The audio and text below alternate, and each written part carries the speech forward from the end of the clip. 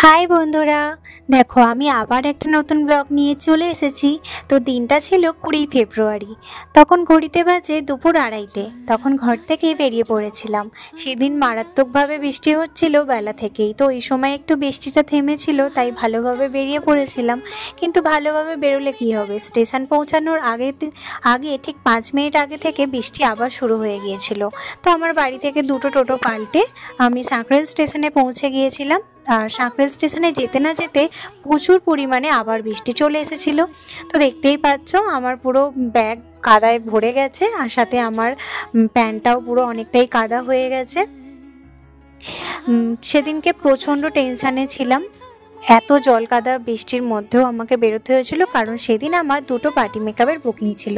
একটা ছিল বাউরিয়ায় আর একটা ছিল সারেঙ্গায়। সাঁকরেল স্টেশনের 1 নম্বর প্ল্যাটফর্মে কোনো ছাউনি ছিল না।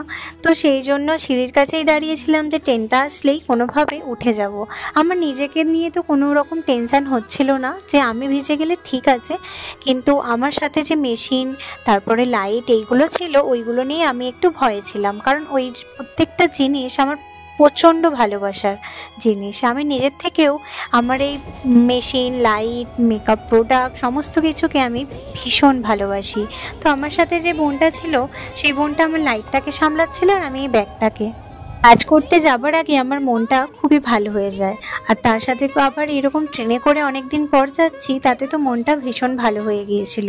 কিন্তু তার সাথে সাথে একটা টেনশানও কাজ করছিল, ঠিকভাবে পৌঁছাতে পারবো তো, আমার জিনিসগুলো ঠিকঠাক থাকবে তো। তো এইটাই নিয়ে বাইরের প্রকৃতিটা সুন্দর লাগলেও মনের মধ্যে কিন্তু নানান ধরনের চিন্তাভাবনা ঘোরাফেরা করছিল। তো অবশেষে দেখো বাউরিয়া স্টেশনে পৌঁছে গিয়েছিলাম। ওখানে গিয়েও সেম, তখনও প্রচণ্ড পরিমাণে বৃষ্টি হচ্ছে। ওখান থেকে আবার একটা আমরা টোটো করে চলে গেলাম যে লোকেশনটা আমাদের বলা হয়েছিল। তো ওখানে গিয়ে ওনার বাবাকে পাঠিয়েছিলেন উনি, যাতে ওনার বাড়িটা আমাদের যেতে সুবিধা হয়। কিন্তু ওখানে গিয়ে আমরা ফার্স্টে দেখতে পাইনি, তো অন্য কাউকে জিজ্ঞাসা করতে আমাদের ভুল রাস্তা বলে দিয়েছিল, হয়তো বা ভুল করেই হবে। তো ওনাকে আবার ফোন করলাম, অনেকটা দেরিও হয়ে যাচ্ছিল এদিকে, মানে আগে বৃষ্টি পড়ছে, তার মধ্যে আমরা ভুল দিকে চলে গিয়েছিলাম। তো তারপরে ওনার বাবার সাথে অবশেষে দেখা হতে ওনার বাড়িতে পৌঁছালাম। আর এই যে দেখো বোন, আমার সাথে যে বোনটা যায়, তো সেই বোনটা সমস্ত প্রোডাক্ট সাজিয়ে রেডি করে ফেলেছে। কেমন কি, চলো কাজটা শুরু করা যাক। একটু ভালো দেখি করে দাও।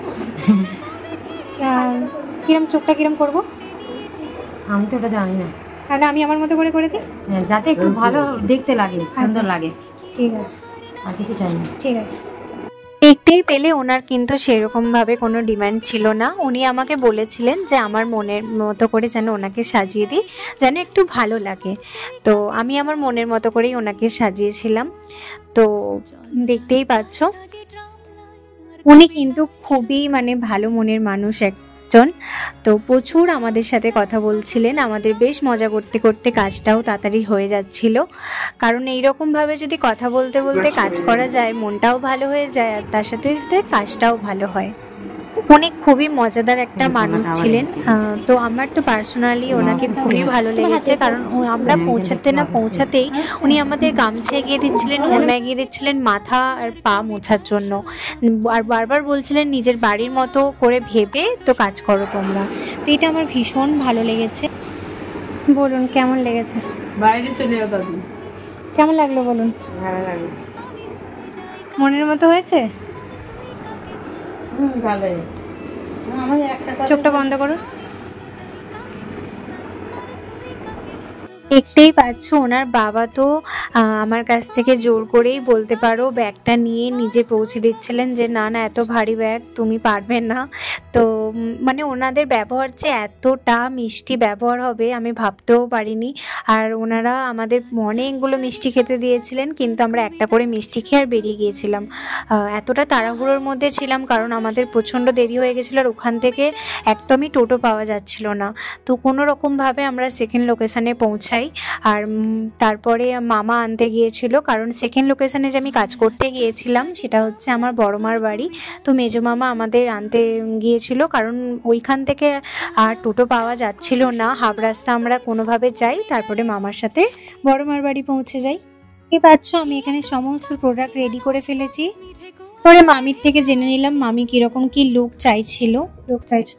সিম্পল না, লুকই চাই স্কিন টোন অনুযায়ী।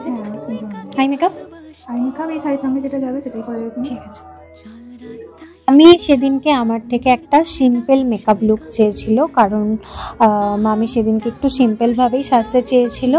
তো আমি মামির পছন্দ মতোই সেদিনকে লুকটা দেবার চেষ্টা করেছিলাম। ওখানে কিন্তু আমাদের পৌঁছাতে পৌঁছাতে প্রায় 7:30 বেজে গিয়েছিল। আর বৃষ্টির কারণে সেদিনকে টোটো পাচ্ছিলাম না বলেই হয়তো এরকম দেরি হয়েছিল, কারণ না হলে কিন্তু মানে ডিস্টেন্সটা যে অনেকটা সেরকম কিছু নয়। তো সারেঙ্গা ভক্তপাড়া জায়গাটা ছিল। কাজ শেষ করতে করতে আমাদের ওই 9টা বেজেছিল। যদিও আমরা একটু গল্প করে মজা করেই কাজ করছিলাম, অনেকদিন পর বড়মার বাড়ি গিয়েছিলাম, প্রায় 5-6 বছর পর বলতে পারো। তো আলাদাই একটা ভালো লাগা কাজ করছিল, তার সাথে টেনশনও হচ্ছিল যে ঠিকঠাক টাইমে আমাকে বাড়ি যেতে হবে, কারণ আমার সাথে যে বোনটা ছিল তারও অনেকটা দূরে বাড়ি। তো ওই জন্য আমাদের তাড়াতাড়ি বেরোনোর একটু ছিল, কিন্তু তাও 9টা বেজে গিয়েছিল। ওইদিকে 9টা বাজা মানে একদম টোটো সমস্ত কিছু বন্ধ হয়ে যায়, সেটা নিয়েই আমার একটু চিন্তা হচ্ছিল। শেষ হওয়ার সাথে সাথে তো মামা এখানে মিষ্টি ঠান্ডা এইসব নিয়ে হাজির হয়েছিল, কিন্তু আমাদের অত টাইম ছিল না বলে মিষ্টিটা আর খাওয়া হয়নি, ওই শুধু ঠান্ডাই খেয়েছিলাম। কেমন লাগলো? খুব সুন্দর লাগছে, আমি যেরকম চেয়েছিলাম সেরকমই মেকআপ দিয়েছে। মনের মতো করতে পেরেছি তো? একদম। মামির কোনো এক্সাইটমেন্ট নেই, কিন্তু মামার প্রচুর এক্সাইট। টোটোয় তুলে দেওয়ার জন্য দাদু এসেছিল আমাদের পৌঁছে দিতে, কিন্তু একটাও টোটো পাওয়া যাচ্ছিল না। অবশেষে অনেকক্ষণ দাঁড়ানোর পরে আমরা একটা টোটো পেয়েছিলাম। মানে পুরো গুটগুটে অন্ধকার, ওই দিকটা কোনো লোকজন সেরকমভাবে নেই। তো আবার বেলতলায় পৌঁছালাম, তারপরে বেলতলা থেকে আবার একটা টোটো ধরলাম। তারপরে বর্মশাইও পৌঁছে গিয়েছিল, বর্মশাইয়ের সাথে বাড়ি চলে গেলাম। তো যাই হোক, ভিডিওটা চলো এখানেই শেষ করি। দুটো লুক তোমাদের আজকে কেমন লাগলো কমেন্ট করে বলো। আর পুরো ভিডিওটা যদি ভালো লাগে তাহলে লাইক কমেন্ট শেয়ার করতে একদম ভুলো না। ইউটিউব থেকে দেখলে সাবস্ক্রাইব, আর ফেসবুক থেকে যদি ভিডিওটা দেখো তাহলে একটা ফলো করে দিও। নেক্সট ভিডিওতে খুব তাড়াতাড়ি দেখা হচ্ছে। তোমরা ততক্ষণ সুস্থ থেকো, ভালো থেকো। আর স্পেশাল দিনে যদি আমাকে বুকিং করে নিতে চাও তাহলে ঝটপট বুক করে ফেলো। আর ক্যাপশনে কিন্তু আমি ফোন নাম্বার দিয়ে দিয়েছি, আমাকে কল করে নিতে পারো অথবা টেক্সট করে নিও। চলো আজকের মতো আসি, টাটা।